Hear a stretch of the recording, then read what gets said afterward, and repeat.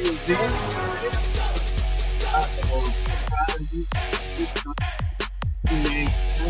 here this year, James Carter, we'll get that coming up.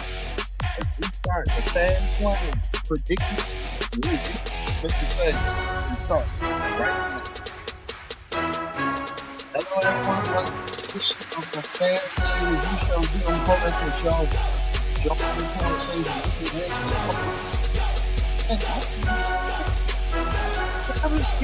the follow friends, and subscribe button if you want to stay. I'm your host, glad you enjoying me.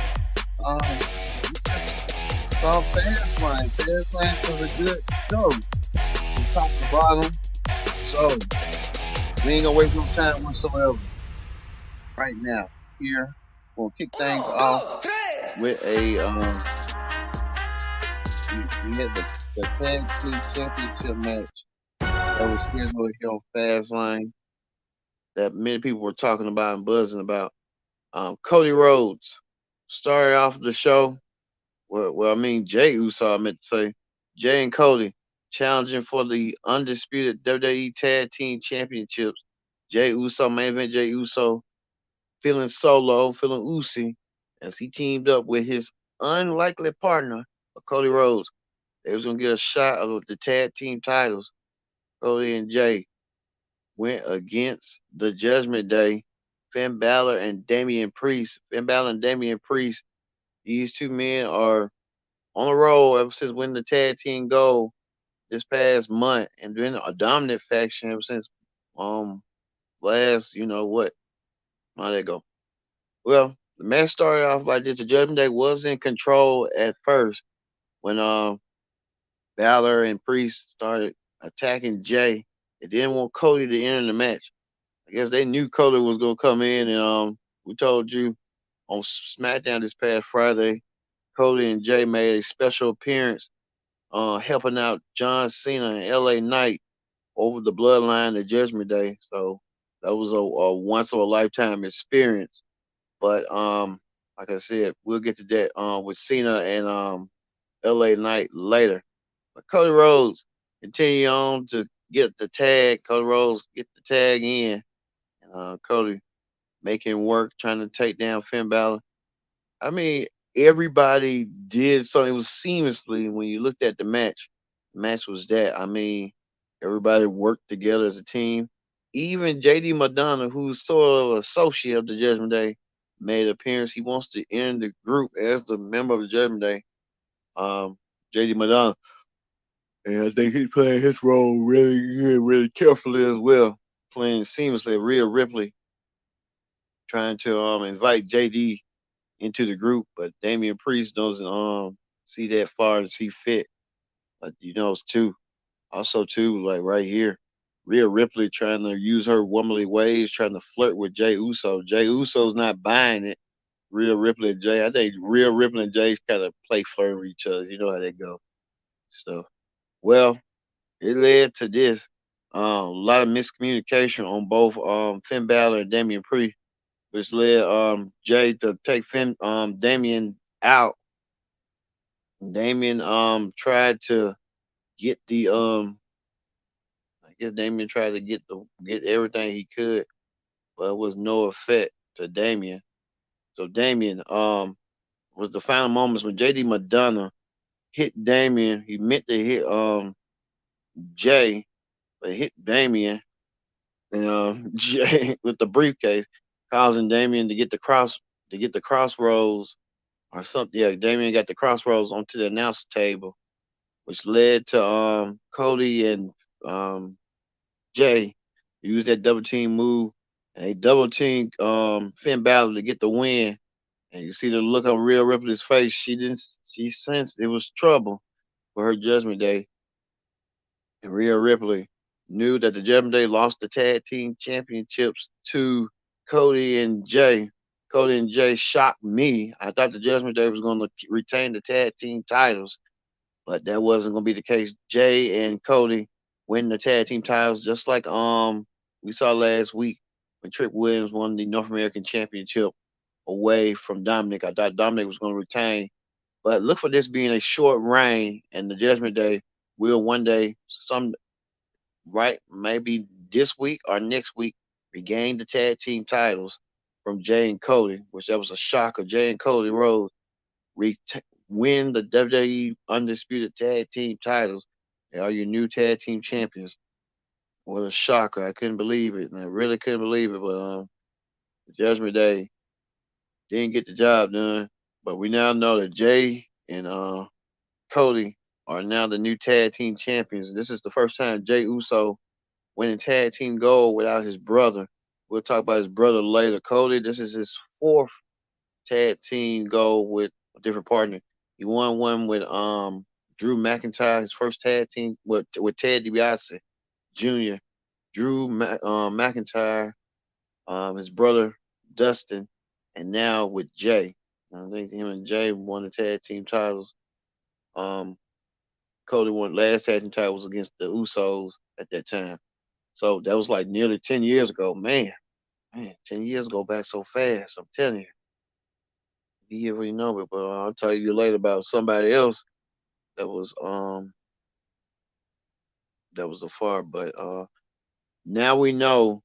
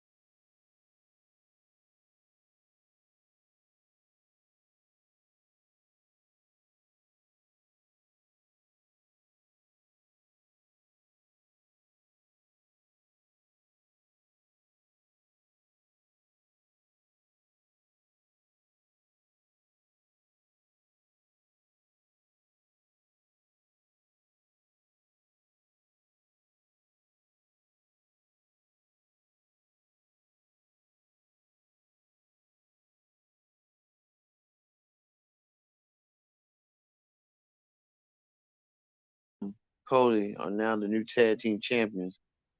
So how did it go going forward? So we'll see. All right. Also, too, another match at Fastlane that a lot of people were talking about this the WWE Women's Championship Triple Threat match right here as Oscar took on as Io Sky. I meant to say Io Sky defended her championship against Oscar and Charlotte, both are former champions. Oscar and Charlotte, these two women vying to get back the goal that they had before. They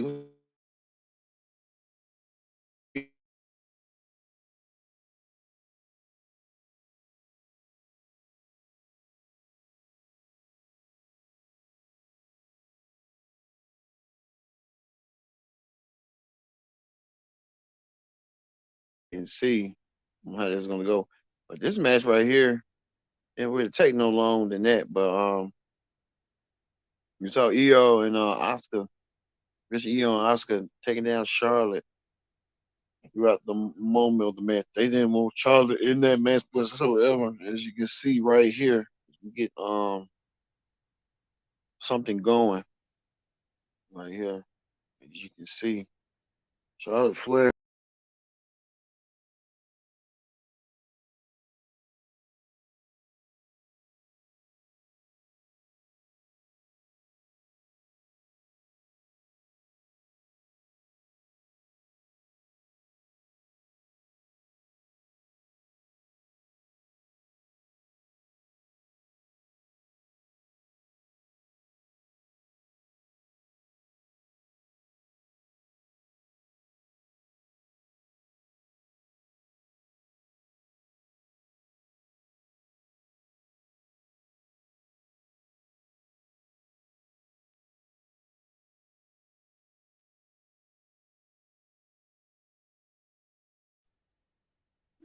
You see right here, a lot of miscommunication between EO and Charlotte. EO and Charlotte kind of there's that miscommunication. I say that right now.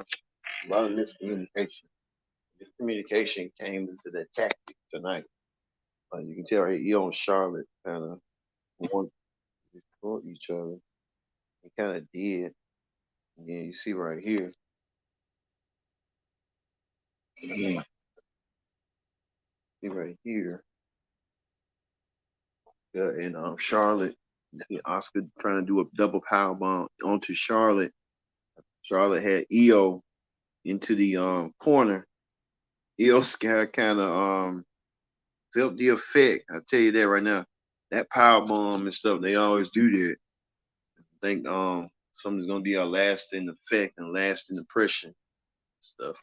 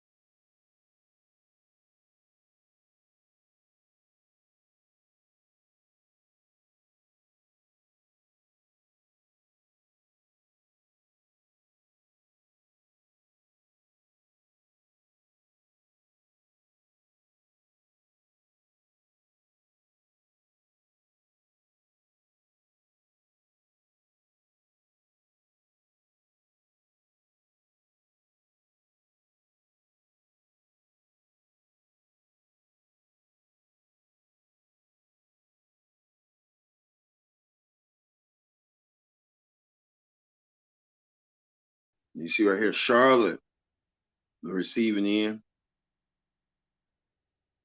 Charlotte got something like going on here.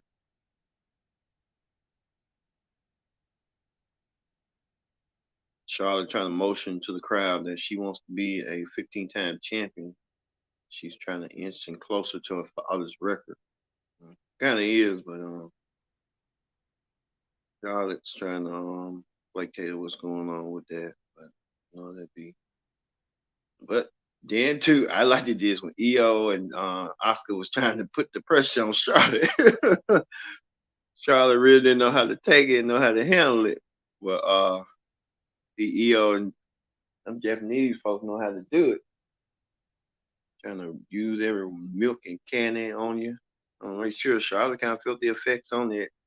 Charlotte even got missed it by Oscar during the beginning of the match, trying to see if she was okay. But a lot of people said she was probably injured, but I think Charlotte was kind of Oscar was trying to get a heads up. Oscar kind of did get a heads up. Oscar found a way. EO found a way with the help of Bailey. Bailey and them coming out of nowhere.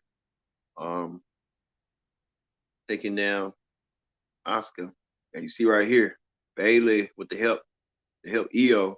EO retains her WWE Women's Championship over Oscar.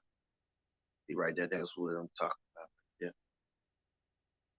the WWE Women's title. Oscar now holds the Bailey. No, I mean Bailey helped EO, and so the make a note, another note on another note.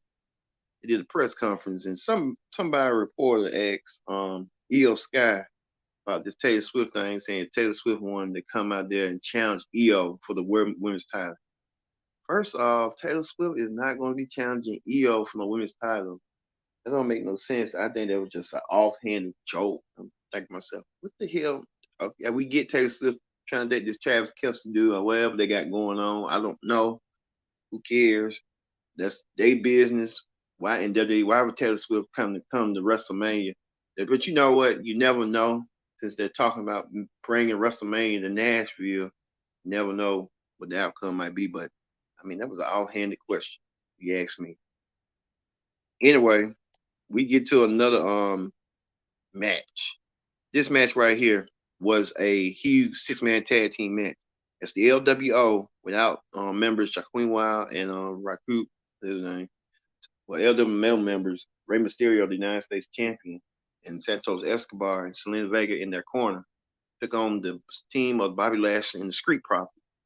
We told you that Bobby Lashley wanted some new aggression and newfound aggression onto the Street Profits. The Street Profits um, did not want to disappoint Bobby. Bobby Lashley kind of didn't see this. Bobby Lashley coming out with new gear. The Street Profits as well. They coming out all with matching gear. I think Bobby Lashley looks bigger, meaner, and nastier. But at the end, it was just what a 3-on-2 handicap match at first. And we told you on the predicted outcome special that we knew who was coming. I don't know who let the cat out the bag, but this was Martez Ford. He took down Rey Mysterio in the beginning, pounding Rey. All three of them kept pounding on Rey. Rey tried to figure out who was going to get the tag for him. Rey kept looking for Santos and a partner.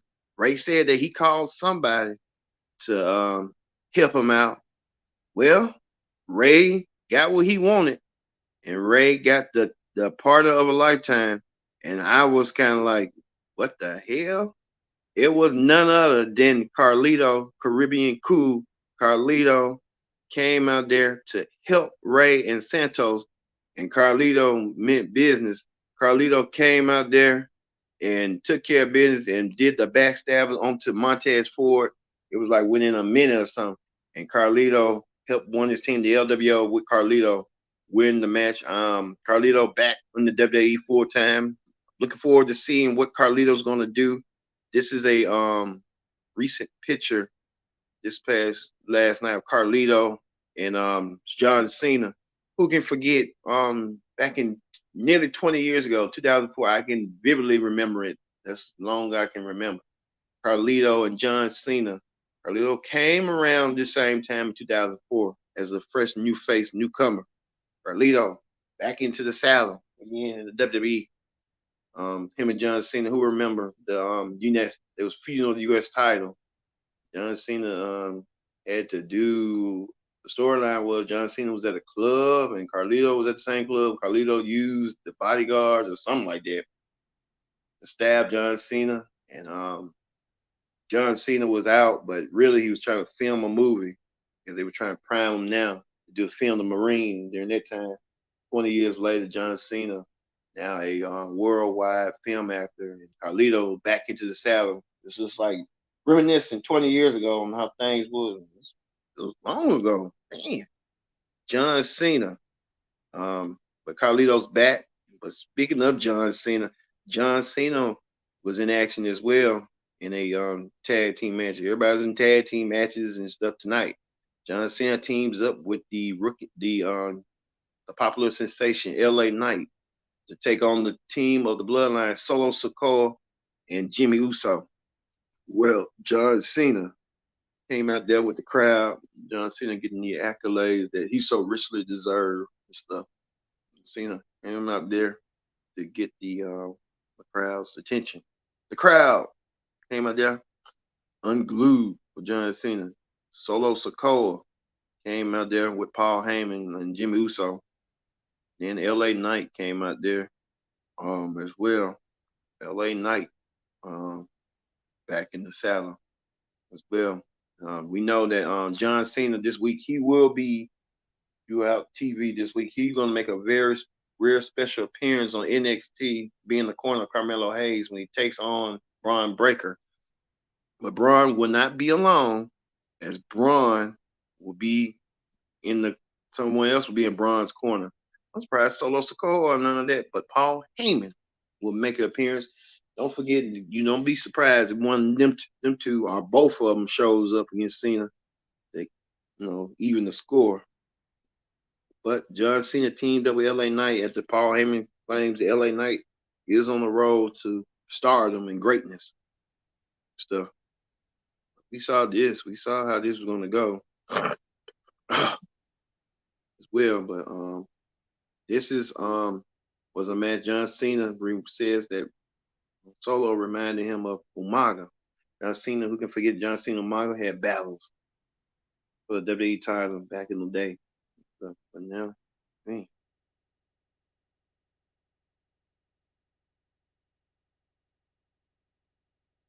as you can see right here, Solo, LA Knight doing the Russian leg sweep or a neck breaker onto Jimmy Uso. Then LA Knight did the move onto Jimmy Uso, the blunt force trauma, to get the win. And then Jimmy Uso took a eat in the feet. He ate in the feet, all right. Jimmy Uso took them as Jimmy Uso and Solo lost to with Jimmy taking the pin. Solo didn't take the pin. Solo you see right here John Cena, Paul Heyman saying that he's called Roman Reigns, so you know Roman's gonna be definitely upset about that. But you know how that be. Well, we move on to another match right here. Another match was for the world title. The world title was on the line in a last man standing match. Seth freaking Rollins defending the world title against Shinsuke Nakamura. This is this rematch from their match from last month's Payback. Well, we know that Damian Priest had a vested interest in the match after he got beat down, battered, and lost the tag team titles. Rhea Ripley convinced Damian to, hey, let's sit this one out. After Damian wanted to go out there and not be without a title, Damian wanted the world title, but Rhea Ripley told him to, you know, sat down and don't even think about it and stuff. Well, we saw this match. This match was brutal indeed. Shinsuke Nakamura come dressed in white. Um, everybody dressed in something this night. Shinsuke came out there looking vicious, looking like he's pure vicious, and you know however they were going to be. Speaking of that, Seth freaking Rollins came out there with his garb and gear. I don't know what this was. I don't know where he got this from, like Elton John or something like that. This match right here was going to be brutal. It was going to be vicious. The only way, like they say in a last man standing match, is you have to beat your opponent down to a 10 count for them to not to get up. And that was a 10 count indeed. This match was vicious, brutal, you name it. It was a last man standing match. And it was who was going to be the last man standing. Seth Rollins tried to use everything he could in the gate to power bomb Shinsuke Nakamura through concrete. These men really took each other to the limit. I say took each other to the limit. They really did took each other to the limit. Took each other down to down. Seth Rollins even used a steel steps to hit Nakamura to bring him down. Nakamura even tried to get back on shots on Seth Rollins, even kicking him with stuff. Nakamura really playing his role tonight. Nakamura trying to get what he thinks is owed to him. And he wants that world title. He wants that world title bad. The one way to get it is you got to defeat Seth Rollins senseless, then the coveted world championship. That world championship means a lot more than Seth Rollins. I'll tell you that right now. Nakamura even used trash cans in the match to get his opponent. So, Nakamura trying to use everything he can. He really should have used what he had to get. With Nakamura right here, trying to use the steel chair. You don't know a grown man use steel chair. But no, that was Shinsuke Nakamura. Use the steel chair to take down Seth in the match, and I think Seth really felt the effects of that. Even to the point that this right here, that Seth Rollins even tried to bring in a ladder, a table. It was like TLC. He wanted to go and scream just like his wife did last week. Seth Rollins, I think Corey Graves said that it's in the family. Yeah, it's in the family, all right.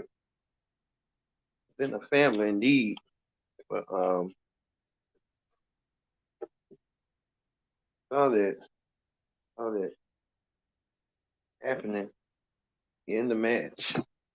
Tell you that right now. Saw that. Plus two. This right here. Seth Rollins tried to go up to the top of the ladder, trying to hit Nakamura onto the table, but he missed because after Michael Cole was trying to tell Corey Graves, you know the man, get him to get some sense.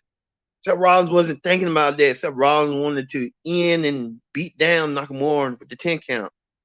Well, that led to them going to the crowd throughout the match. And you can see right here Nakamura taking Seth Rollins through the crowd, beating him down. Even Seth Rollins had a 10 count, but Seth Rollins had to crawl onto a one of those little boxes to stay up. Well, we know this. This was the moment right here, the moment of truth that went down right here at the we saw that what Nakamura tried to do everything he can possible and stuff. Even Seth took it right here. Seth Rollins taking it down right here onto his back. His back kind of buckled right there. When you think about it and stuff. This wasn't far from over as it was, but then you saw this right here. Nakamura using the table and then jumped on Seth Rollins's right here. We got Nakamura to even blow out his knee and stuff, but he didn't blow out his knee and stuff like that in that nature. Nakamura got back on his feet, and then Seth Rollins tried to get back his feet. We showed you the latter part, but then this was the part right here that they was outside the ring right here, and you see right here they were standing up on top. So there was a lot of chaos and stuff like that. Even to the point that Nakamura had Seth Rollins going to set him up to the table and stuff. But, there was another moment right here before we get to the final part. There was the early part of the moment when Seth Rollins had crawled back, had was down, and Seth Rollins got back on his feet through using the apron, where he used his very effects. So we say that. But it ended with a Falcon Arrow, and the Falcon Arrow did it. And there was the 10 count right here onto Nakamura. Nakamura couldn't get up. And Seth Rollins used his will and way, and he won the last man standing. Seth Rollins retains the World Heavyweight Championship over Shinsuke Nakamura in a last man standing match. And he is the last man standing. Seth Rollins closed the show as world champion. All right, that is the Fastlane review show. Also, too, we're finna go to hot topics with honorable mentions as well. This was an honorable mention right here as Triple H, the WWE executive, came and brought in Jay Carhill. Jay Carhill, who used to work for AEW. Jay is in the building. Jay Carhill was in the building. We don't know what was going on, what business dealings, what business arrangements was going on between the game. Probably they didn't even ask. I think they did, but I got to look back at that press conference again. Triple H with the business dealings on that press conference. So hey, Jay Carhill is in WWE. I think she's on the main roster right now. We just don't know what show she's going to appear on. Looking forward to seeing what's going to be set for Jay coming up. Also, too, Pat McAfee made a reappearance. I kind of figured he was coming to Fastlane. Pat McAfee made a reappearance. He sat down, commentary. He introduced John Cena, and he put out the question just like John Cena that Indianapolis should host WrestleMania. I think Indianapolis did host a WrestleMania back in 1992. That's like nearly 35 years ago. I guess now he wants to bring it back. He could host WrestleMania, but they hosted a Survivor Series, a SummerSlam, or WrestleMania. I don't think they never hosted a Royal Rumble, but I think they probably get Royal Rumble in Indianapolis one day. So we never know. So how that might be going. Um, and also making another cameo appearance, Booker T commentators, NXT commentator Booker T, Raw commentator, Wade Barrett made an appearance with Xavier Woods by a Pizza Hut commercial, and I guess the ad placement and stuff. They were doing a lot of ad placements throughout that match, especially with that Bobby Lashley and the Street Profits match. It was just like ad placements going on throughout. They know what they be doing this stuff. So we know how that's gonna go. All right.